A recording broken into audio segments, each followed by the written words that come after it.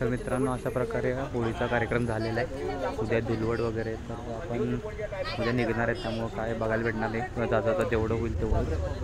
तर आजचे जे फोटो आहेत, एक फोटो आला आहे गावाला, मला इंस्टाला बघायला भेटेल. खूप भारी असं मध्ये काहीतरी ते प्रतिकृती म्हणजे देवाची तयार झाली असा भास होतो. तर तुम्ही इंस्टाला बघा, मी पोस्ट नक्की करेन तेवढा फोटो. आणि तुम्हाला आता बघू जेवायला काय आपल्याला ते बघून आजचा ब्लॉग इथेच एंड करूया. तुम्ही हा ब्लॉग प्लीज बघा पूर्ण, तुम्हाला कळेल सगळं की कसं असतं, काय असतं, की कोकणातली होळी कशी असते. तर मी तुम्हाला भेटतो हॉटेलला. तो होळी दिली होती ओमी वगैरे काय खिशात ओमीची होळी फक्त म्हणते.